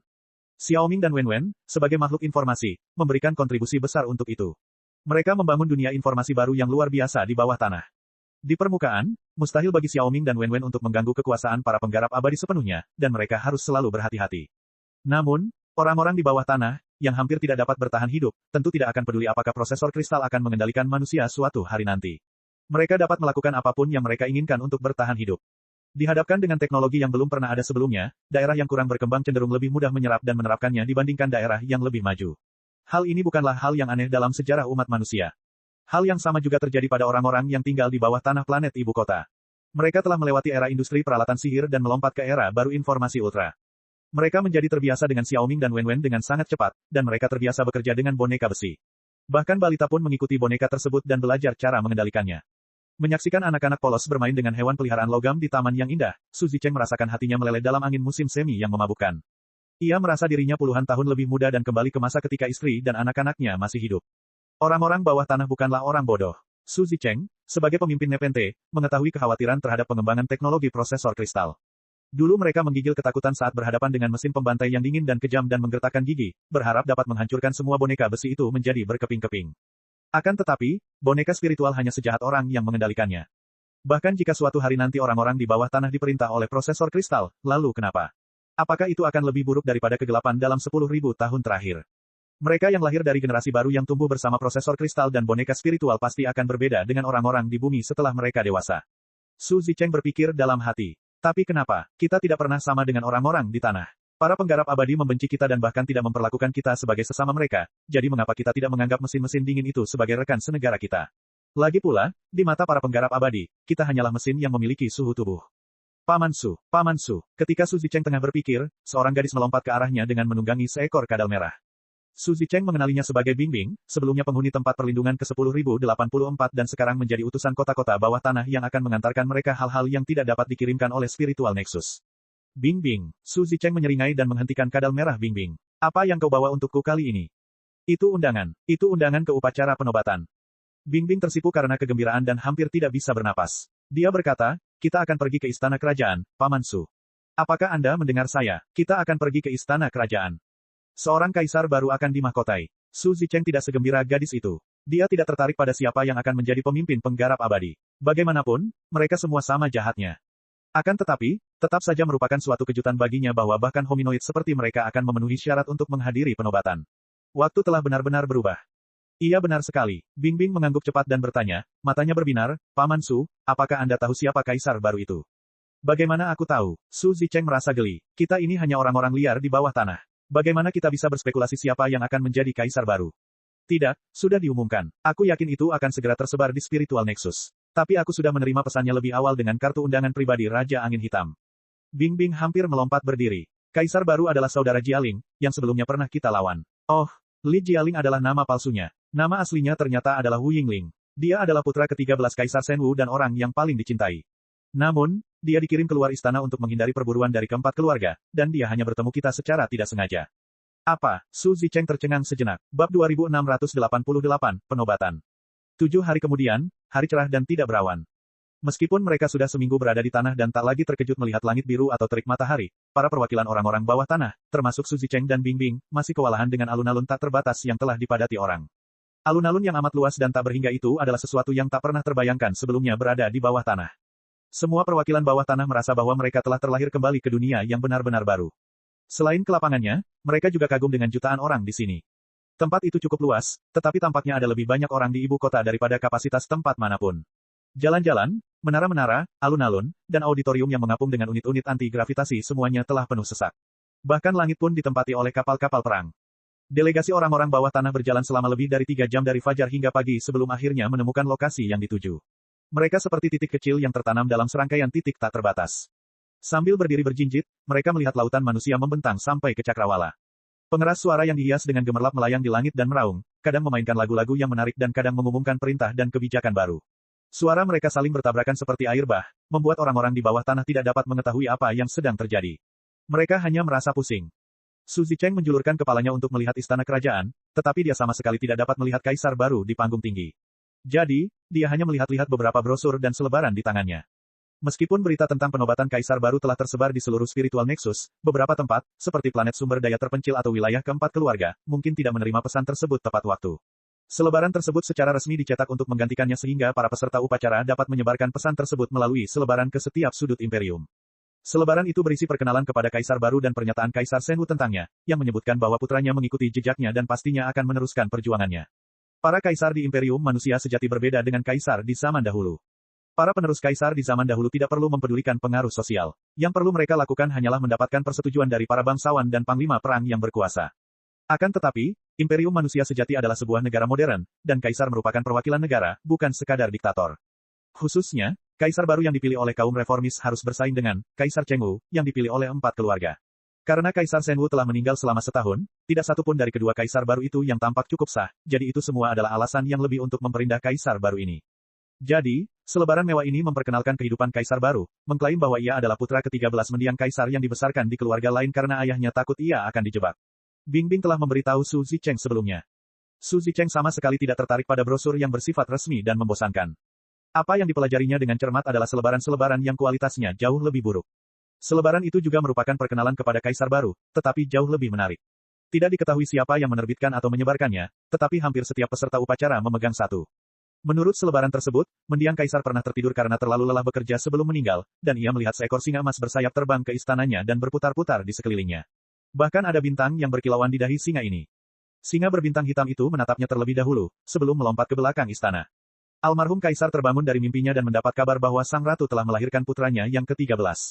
Karena mimpi yang tidak biasa itu, mendiang kaisar memberikan perhatian khusus kepada pangeran ke-13 dan diam-diam memutuskan untuk membiarkannya mewarisi mahkota. Namun, mata-mata yang ada di seluruh istana kerajaan entah bagaimana menyebarkan mimpi yang tidak biasa itu, dan keempat Kurfürsten tentu tidak akan membiarkan pangeran yang merupakan reinkarnasi dari singa bermata hitam itu tumbuh kuat. Mereka memutuskan untuk membunuh pangeran ke-13 ini. Namun, untungnya bagi imperium manusia sejati, salah satu pembunuh menemukan hati nuraninya. Dia diam-diam mengganti pangeran ke-13 dengan bayi lain dan membawanya keluar dari istana kerajaan ke keluarga Li dengan berani.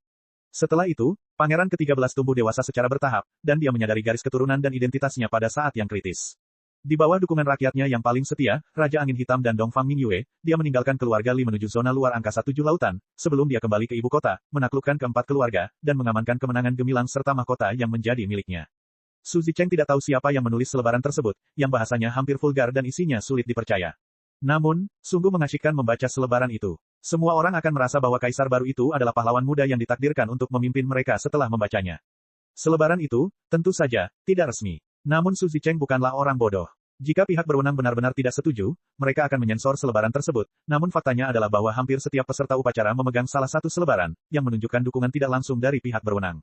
Saat Su Zicheng sedang mempertimbangkan masalah tersebut, suara-suara di atas kepalanya berubah 10 kali lebih keras. Dia mengangkat kepalanya, hanya untuk melihat bahwa langit biru telah berubah menjadi lautan keemasan karena ribuan kapal antariksa telah tiba di atas ibu kota. Ribuan kapal antariksa akan menjadi sebutir pasir di luar angkasa. Akan tetapi di dalam atmosfer, saat mereka hanya berada beberapa ratus meter dari tanah, kobaran api yang sangat besar tampaknya tengah menghancurkan segalanya. Matahari sepenuhnya tertutup oleh api dari kapal antariksa. Ketika sinar matahari melewati medan gravitasi kapal antariksa, ia berubah menjadi pecahan-pecahan warna-warni yang menambah kemegahan upacara, seolah-olah itu adalah kembang api untuk penobatan kaisar baru. Su Zicheng tidak bisa bernapas lagi. Dia bersorak bersama jutaan orang di sekitarnya. Sebagai seorang pemberontak bawah tanah, dia tidak pernah bangga dengan identitasnya sebagai anggota imperium, tetapi ketika dia melihat pemandangan megah dari ribuan kapal luar angkasa, dia tiba-tiba memiliki dorongan yang luar biasa. Jika kaisar baru itu benar-benar pemuda yang dikenalnya, dengan dukungan Liao dan Dongfang Mingyue, orang-orang bawah tanah mungkin benar-benar memiliki kesempatan untuk melebur menjadi kekuatan yang tak tertandingi ini dan menjadi bagian dari imperium, bukan? Ledakan, ledakan, ledakan, ledakan, ledakan, ledakan, ledakan. Tembakan meriam yang tak terduga hampir membuat Su Zicheng melompat berdiri. Untungnya, dia ingat apa yang diajarkan berulang kali kepadanya beberapa hari sebelumnya. Dikatakan bahwa meriam akan ditembakkan selama penobatan. Seperti yang dia duga, ledakan yang memekakkan telinga itu tidak menyebabkan kerusakan apapun. Meriam dari ribuan kapal antariksa meluncurkan nyala api cahaya yang paling menyilaukan, membuka jalan emas dari langit ke tanah, seolah-olah mereka mengirimkan kekuatan tertentu dari alam semesta ke panggung tinggi di depan istana kerajaan. Astaga, astaga, astaga, astaga, astaga, ribuan sinar cahaya terbentang di angkasa, menampilkan gambar kaisar baru yang tengah perlahan-lahan menjejakkan kakinya di panggung tinggi sehingga para peserta upacara dan seluruh rakyat imperium dapat melihatnya dengan jelas. Kaisar baru itu ternyata seorang pemuda jangkung dan bersemangat. Ia mengenakan pakaian resmi berwarna emas yang panjangnya mencapai belasan meter. Sisik emas yang dijahit pada pakaiannya membuatnya tampak seperti naga emas yang perlahan-lahan meregang. Sambil memegang pedang yang melambangkan kekuatan kerajaan, ia perlahan melangkah ke panggung. Rambutnya yang hitam, bercampur dengan beberapa helai rambut keemasan, menari-nari seolah-olah hidup. Jauh di dalam matanya, cahaya keemasan dan cahaya ungu saling beradu dengan percikan api yang meledak. Setiap kali dia melangkah, jejak kaki tertinggal di tempat dia menginjakkan kakinya. Dia tampak jauh lebih agung daripada Kaisar Cheng Wu yang dipilih oleh keempat keluarga. Banyak orang yang mengetahui latar belakangnya dari selebaran dan selebaran semakin menghormatinya, samar-samar menyadari bahwa kaisar baru ini berbeda dari boneka manapun dalam ratusan tahun terakhir. Bab 2689, Perintah Kaisar. Wow, dalam delegasi orang-orang bawah tanah, Bing Bing dan orang-orang muda lainnya yang bertemu Li Jialing sebelumnya berseru, apakah dia kaisar baru kita? Mengapa dia terlihat sangat berbeda dari masa lalu? Orang-orang bawah tanah generasi baru benar-benar terpesona oleh pesona Li Jialing, atau Wu Yingling. Su Zicheng memasang senyum pahit, karena anak-anak kecil itu baru saja mengakui kaisar baru setelah dia mengajari mereka untuk bersikap mandiri dan pantang menyerah dalam waktu yang lama. Namun, itu bukan sepenuhnya salah mereka. Bahkan Su Zicheng sendiri hampir tidak bisa mengendalikan dirinya dalam suasana yang penuh gairah itu. Menjadi pusat perhatian, kaisar baru akhirnya melangkah ke peron. Di peron, beberapa pejabat dan anggota keluarga kerajaan dengan pakaian resmi telah menunggu dengan hormat, dengan segel yang diduga telah diwariskan dari Star Ocean Imperium. Karena telah diajarkan tata cara upacara berkali-kali, Su Zicheng tahu bahwa para pejabat harus membuat pengumuman yang panjang dan membosankan serta meletakkan mahkota yang melambangkan kekuasaan kerajaan di kepala kaisar baru sebelum para anggota keluarga kerajaan memberikan stempel yang melambangkan negara kepada kaisar baru. Namun, kaisar baru ini melakukan sesuatu yang tidak terduga pada saat ini. Salah satu pejabat terbatuk dan hendak memulai pidatonya. Su Zicheng sudah siap untuk bosan selama 1 jam berikutnya. Ketika itu, kaisar baru melangkah maju, menyambar mahkota dari para pejabat, dan menaruhnya di kepalanya sendiri. Sesuai dengan rumor bahwa ia adalah reinkarnasi dari singa berbintang hitam, mahkota yang baru dibuat itu seperti seekor singa yang membuka mulutnya yang berdarah. Ada juga 2 naga di kedua sisinya yang memegang mutiara berkilauan, membuat kaisar baru itu tampak lebih mendominasi dari sebelumnya. Sesaat, seluruh istana kerajaan terdiam. Semua orang terlalu terkejut dengan tindakan kaisar baru itu hingga tidak bisa berkata apa-apa. Namun, kaisar baru itu tidak berhenti di situ. Sementara semua orang tercengang, ia mengambil segel dari anggota keluarga kerajaan dan menempelkannya pada dekrit pertama yang akan dikeluarkannya, melewati semua formalitas yang berlebihan dan mengirimkan suaranya ke seluruh imperium. Saat dia berbicara dengan suara yang memekakkan telinga, kata-kata yang berkilauan muncul di langit, memungkinkan semua orang melihatnya dengan jelas. Mereka bahkan lebih terkejut dari sebelumnya. Ini. Mendengar suara kaisar baru dan membaca kata-kata yang bergulir, Su Zicheng merasa sulit mempercayai telinga dan matanya. Kaisar baru itu telah memberinya kejutan yang lebih besar daripada matahari sungguhan yang dilihatnya pertama kali. Apa maksudmu? Bing Bing dan anak-anak muda lainnya dari bawah tanah, bagaimanapun, tidak mengerti mengapa kaisar baru itu tampak begitu tangguh pada upacara penobatan. Mereka bertanya dengan rasa ingin tahu, Paman Su, apa yang sedang dibicarakan kaisar? Mengapa semua orang tampak begitu bersemangat? Bukankah merupakan hal yang baik bahwa kaisar mengampuni para penjahat? Saya diberitahu bahwa semua kaisar melakukan hal yang sama ketika mereka dinobatkan. Apakah kali ini berbeda? Tentu saja, sambil menahan rasa pusingnya, Su Zicheng menjelaskan kepada para pemuda dari bawah tanah dengan sabar, memang benar bahwa setiap kaisar baru mengampuni para penjahat ketika mereka naik tahta, tetapi mereka tidak pernah membebaskan orang-orang yang mungkin membahayakan kekuasaan mereka. Namun, kaisar baru kali ini terutama mengampuni 3 jenis orang. Pertama-tama, para penggarap abadi di dalam imperium, yang oleh kaisar baru dikatakan, mengerikan tetapi dapat dimengerti. Banyak dari mereka yang memihak para penggarap karena eksploitasi dari keempat keluarga. Dalam pertempuran 7 lautan dan pertempuran di ibu kota, mereka membuktikan kesetiaan mereka kepada imperium. Jadi, kaisar baru telah memberikan pengampunan sehingga mereka dapat mengabdi kepada negara mereka lagi. Kedua, bajak laut angkasa yang dipimpin oleh Bos Bai. Para bajak laut angkasa itu juga dipaksa ke jalan yang salah oleh keempat keluarga. Sekarang setelah kaisar baru naik tahta, imperium menjadi tempat yang adil lagi. Orang-orang itu benar-benar dapat mengubah diri mereka menjadi prajurit setia imperium. Mengapa mereka tidak bisa diampuni? Ketiga, para prajurit dari armada andalan 4 keluarga yang menyerah dalam pertempuran di ibu kota. Kaisar baru mengatakan bahwa para prajurit itu ditipu dan diancam akan menyerang ibu kota oleh 4 Kurfürsten ilegal. Namun, karena ia mencegah ibu kota disabotase di bawah dukungan Raja Angin Hitam dan Lei Chenghu, ia telah memutuskan untuk memberi para prajurit kesempatan lain untuk menebus kesalahan mereka dengan menyerang 4 keluarga. Wow, kaum muda, termasuk Bing Bing, tidak sepenuhnya memahaminya, tetapi kedengarannya cukup mengagumkan. Bukan hanya itu, perintah pengampunannya saja sudah cukup mencengangkan, tetapi perintah penghapusan berikutnya bahkan lebih mencengangkan lagi. Su Zicheng berkata dengan suara pelan, kau harus tahu bahwa sistem perbudakan masih berlaku di banyak sektor kekaisaran. Mereka yang sayangnya menjadi budak sama menderitanya dengan kita. Namun, kaisar baru telah mengumumkan bahwa para budak yang berada di bawah kendali keempat keluarga semuanya dibebaskan olehnya. Terlebih lagi, jika mereka melawan mantan pemilik mereka, mereka bahkan bisa mendapatkan sebagian dari properti pemilik mereka dan menjadi warga kekaisaran. Ah, orang-orang bawah tanah, termasuk Bing Bing, berkata dengan gembira, itu fantastis. Dengan cara seperti itu, para budak di bawah kendali keempat keluarga pasti akan memihak kita dan membantu kita melawan tuan mereka. Su Zicheng menganggukkan kepalanya terlebih dahulu, tetapi dia kembali tersenyum pahit. Sistem perbudakan telah berlangsung di Imperium selama 1000 tahun. Bagaimana mungkin sistem itu dihapuskan hanya dengan dekret kerajaan? Selain itu, bukan hanya keempat keluarga itu saja, tetapi para penggarap abadi yang mengaku sebagai kaum reformis sebagian besar memiliki beberapa budak di rumah mereka. Para panglima perang yang pada akhirnya memihak kaum reformis, khususnya, bahkan mungkin memiliki ribuan budak di wilayah mereka yang jauh. Jika budak-budak yang dikendalikan oleh empat keluarga Kurfürsten dibebaskan, bagaimana dengan budak-budak yang dikendalikan oleh kaum reformis? Tentu saja ini merupakan masalah yang krusial dan fondasi kaum reformis akan terguncang jika tidak ditangani dengan tepat. Itulah sebabnya bahkan Wu Yingqi tidak pernah berpikir untuk menyerang keempat keluarga itu ketika dia memegang kekuasaan kaum reformis, karena kaum reformis akan menderita sama banyaknya. Perintah penghapusan yang dikeluarkan oleh Kaisar Baru tidak menyebutkan pengaturan untuk para budak di luar wilayah keempat keluarga. Meskipun tidak memaksa semua penggarap abadi untuk membebaskan budak mereka, namun disebutkan bahwa jika ada yang mengajukan diri untuk membebaskan budak mereka, mereka akan menerima kompensasi yang berlimpah, dan semakin cepat mereka melakukannya, semakin banyak yang akan mereka terima. Pada dasarnya, kompensasinya sedikit lebih tinggi daripada nilai yang dapat diciptakan oleh seorang budak dalam 10 tahun. Namun, hanya ada satu masalah kecil, yaitu bahwa kompensasi akan diberikan sebagai obligasi yang tidak dapat ditebus sampai keempat keluarga tersebut diurus. Jelaslah, Kaisar Baru akan mengisi kembali kas negara dan melaksanakan kebijakan-kebijakan baru termasuk penghapusan dengan mengorbankan harta milik keempat keluarga. Jadi, setelah perintah pengampunan dan perintah penghapusan, ada perintah mobilisasi yang mengejutkan terhadap pemberontak. Setelah upacara penobatan, armada guntur yang mencengangkan, armada pembakar, dan armada andalan empat keluarga sebelumnya akan berbaris menuju wilayah empat keluarga tanpa henti dan melenyapkan Kurfürsten ilegal serta kaisar ilegal untuk mengembalikan kejayaan imperium. Aku, benar-benar tidak menyangka ini akan terjadi. Melihat pemandangan spektakuler Kaisar Baru di langit, Su Zicheng memiliki banyak perasaan yang rumit.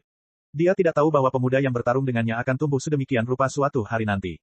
Entah perintah itu merupakan keinginan pemuda itu sendiri atau keinginan Liao, Lei Chenghu, dan orang lain di belakangnya, sedikitnya mereka telah membawa harapan baru bagi Imperium. Satu-satunya masalah adalah, apakah mereka benar-benar memiliki cukup kemampuan untuk melaksanakan reformasi mereka? Itu bukan hanya pertanyaan Su Zicheng tetapi juga pertanyaan jutaan penggarap abadi dalam upacara tersebut. Kaisar Baru itu telah membawa kejutan yang lebih besar bagi mereka daripada yang pernah dialami oleh kaisar-kaisar sebelumnya.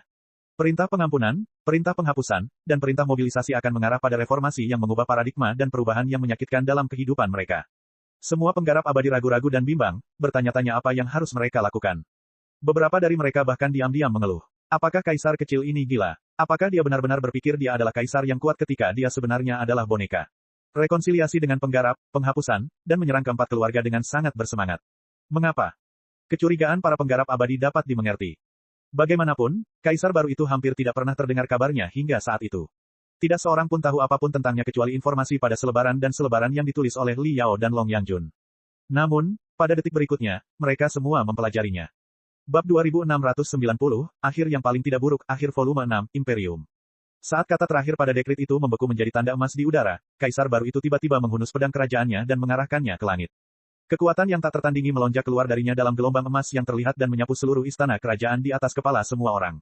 Mereka dapat mendengar gemuruh Kaisar Baru dan merasakan ambisinya yang luar biasa. Para penggarap abadi yang tidak mengetahui apapun tentang Kaisar Baru itu menggigil pucat. Mereka mengira Kaisar Baru itu hanyalah boneka kaum reformis dan Lei Chenghu serta Li Yao lah yang sebenarnya memegang kekuasaan. Tanpa mereka sadari, Kaisar Baru itu memiliki kekuatan yang sangat mengerikan. Seorang Kaisar Baru dengan kemampuan luar biasa seperti itu tidak mungkin hanyalah boneka biasa. Sebelum mereka berseru, sebuah pemandangan yang bahkan lebih luar biasa telah muncul. Kekuatan Kaisar Baru yang meningkat menarik energi spiritual alami dan memengaruhi awan, mengumpulkan awan di atasnya menjadi binatang emas yang tampak seperti setengah singa dan setengah naga. Naga singa yang terbuat dari awan emas, seperti representasi keinginan Kaisar Baru, menatap tanah dari langit dengan dingin. Sesaat kemudian, awan-awan itu sedikit demi sedikit menghilang, seolah-olah sang naga singa tengah membuka mulutnya, dan sebuah kolosus dengan armor cermin di sekujur tubuhnya perlahan turun dari lubang itu. Itu persis jantung Black Hole. Jantung Black Hole, yang dikenal sebagai kolosus terkuat di Imperium, memiliki medan gaya interferensi dan teknik siluman tercanggih. Jantung itu telah memutarbalikkan sinar cahaya di sekelilingnya dan menutupi dirinya dengan warna-warna paling spektakuler. Langit telah berubah menjadi panggung bagi Black Hole's Heart. Ini, banyak kultivator abadi senior terkesiap. Mereka samar-samar menebak identitas kolosus dari auranya. Sebelum upacara, mereka curiga dengan selebaran Li Yao dan tidak percaya bahwa Kaisar Baru itu adalah reinkarnasi dari singa berbintang hitam. Namun, setelah Kaisar Baru itu melepaskan Dragon Over the Sky dan Black Hole's Heart, mereka harus mengakui bahwa Kaisar Baru itu memang mendapatkan warisan Black Star the Great sejak Black Hole's Heart, yang telah hilang selama 1000 tahun, muncul kembali. Ledakan, ledakan. Dua ledakan memekakkan telinga lainnya meledak dari tenggara dan barat laut langit, dan dua awan energi spiritual yang melimpah melayang ke Kaisar Baru. Salah satu awan berkumpul menjadi seekor harimau hitam, sedangkan awan lainnya berbentuk burung nasar berdarah. Mereka mewakili Lei Chenghu dan Li Yao, dua orang paling berkuasa di ibu kota dan pendukung terbesar Kaisar Baru. Istana kerajaan diselimuti oleh awan singa naga, harimau hitam, dan burung nasar berdarah, menyiratkan bahwa segitiga besi Liao, Lei Chenghu, dan Li Jialing akan menekan seluruh imperium. Hidup Kaisar, hiduplah Kaisar, hiduplah imperium. Kekuatan adalah hal terpenting bagi para penggarap abadi. Mereka mungkin diam-diam mengeluh ketika mendengar perintah pengampunan, penghapusan, dan mobilisasi yang radikal, tetapi menghadapi tekanan dari segitiga besi, tidak ada dari mereka yang dapat melakukan perlawanan. Mereka hanya bisa bersorak di luar kendali mereka. Setelah beberapa saat, seluruh istana kerajaan dipenuhi dengan sorak-sorai. Semua orang bersorak untuk kaisar baru mereka dan nama era baru. Dimulai dari saat ini, kaisar melangkah ke babak baru, dan nama era diubah menjadi Yongjia. Pada malam hari, seluruh ibu kota menyala dengan lampu perayaan. Namun, Liao tidak tertarik dengan perayaan para penggarap abadi. Ia hanya menatap lampu dari menara tinggi di istana kerajaan sambil memegang segelas jus di tangannya.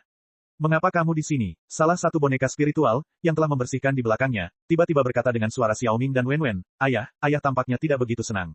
Apakah ayah tidak puas dengan akhir cerita seperti itu? Saya tidak akan mengatakan, tidak puas. Liao sudah terbiasa dengan kunjungan Xiaoming dan Wenwen yang tiba-tiba. Ia bahkan bisa menerima boneka spiritual berbentuk aneh itu memanggilnya ayah sekarang. Sambil menyeruput jus, ia bergumam, kau tahu. Baru saja, aku menyelinap ke istana Li Jialing dan menikmati toilet khusus untuk Yang Mulia Imperium Manusia Sejati. Itu benar-benar toilet yang mewah. Yang ingin kukatakan adalah aku telah meramalkan banyak akhir yang lebih buruk sebelum aku datang ke Imperium, seperti kehancuran federasi atau kiamat dunia. Namun, aku tidak menyangka bahwa aku bisa menggunakan toilet Kaisar Imperium Manusia Sejati dengan begitu terang-terangan. Bagaimana mungkin aku tidak puas? Hanya saja ayah merasa ini bukan akhir yang terbaik. Kali ini, suara Wenwen yang berbicara. Dalam rencanamu, kau harus mengalahkan semua musuhmu dalam pertempuran yang hebat, membangunkan semua orang tingkat bawah di Imperium, dan meyakinkan para penggarap abadi untuk memihak para penggarap.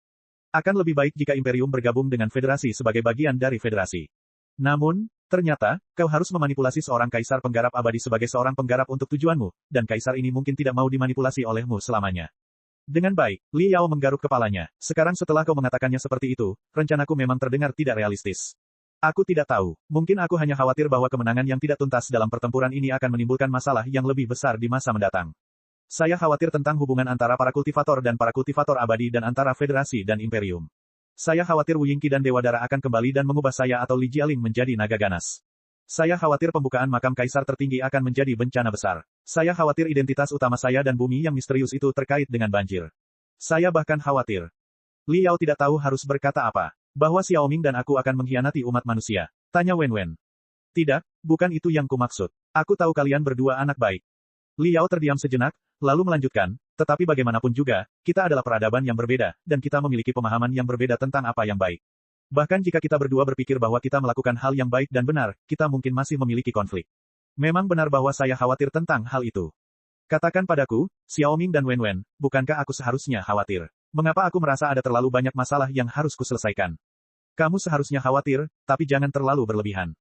Wenwen berkata, kontradiksi adalah satu-satunya momentum untuk mendorong kehidupan dan peradaban maju. Menjelajahi hal-hal yang tidak diketahui, menemukan masalah, dan menyelesaikannya adalah langkah-langkah evolusi yang berulang. Setiap orang dan peradaban yang hidup memiliki masalah. Hanya orang yang sudah meninggal yang bebas dari masalah, dan hanya peradaban yang telah tiada yang benar-benar harmonis dan sempurna. Xiaoming dan saya menemukan masalah dan menyelesaikannya dalam basis data dan algoritma kami setiap hari. Itulah kesenangan terbesar kami. Kita tidak dapat membayangkan hari ketika kita tidak dapat menemukan kesalahan logika, karena itu berarti hidup kita tidak lagi berarti. Untuk apa kita hidup jika kita sudah sempurna? Dari sudut pandang lain, jika Anda tidak puas dengan akhir cerita ini, bagaimana dengan akhir cerita yang lain? Anda telah menyelesaikan semua masalah yang dihadapi umat manusia. Semua orang hidup di negara yang sempurna dan tidak memiliki kekhawatiran. Li Jialing, Lei Chenghu, dan kami semua menjadi boneka Anda yang benar-benar memuja Anda dan tidak akan pernah mengkhianati Anda. Sejak saat itu, umat manusia tidak akan menghadapi tantangan, ancaman, dan hal-hal yang tidak terduga, dan semuanya berada di bawah kendali Anda. Apakah ini akhir yang sempurna yang Anda cari? Li Yao berpikir sejenak dan menggigil kedinginan.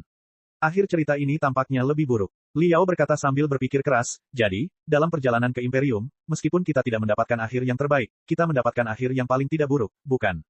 Ya, ayah. Xiaoming dan Wenwen tersenyum bersamaan. Seringkali, akhir yang paling tidak buruk adalah akhir yang terbaik. Kalau begitu, mari kita bersorak untuk akhir yang paling tidak buruk.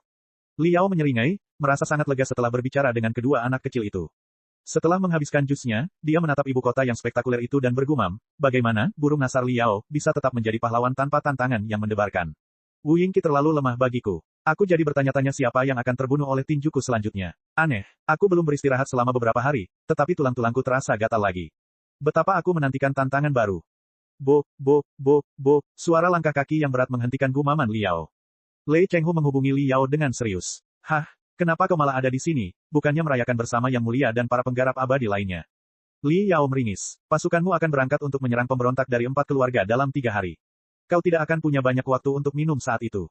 Wajah Lei Chenghu sangat mengerikan, seolah baru saja dibombardir oleh kapal perang. Tanpa berkata apa-apa, dia melemparkan kepingan giok yang menyimpan laporan terakhir kepada Liao. Menurut laporan mendesak yang dikirim oleh pasukan ekspedisi, armada aliansi perjanjian, yang skalanya tidak diketahui, menerobos sektor tanah tebal, yang merupakan bagian penting dari jalur pasokan kami, sehari yang lalu. Lei Chenghu berkata dengan sungguh-sungguh, para penjaga sektor tanah tebal telah dihabisi, menunjukkan bahwa musuh sangat kuat. Tampaknya pasukan utama aliansi perjanjian yang selama ini kita khawatirkan akhirnya muncul. Akhir volume 6, Imperium. Cek. Rakan-rakan kultivator sekalian, sebelum retret, sila terus berkultivasi untuk jurus subscribe, like, share dan komentar agar sekte novel Sadim terus berkembang pesat.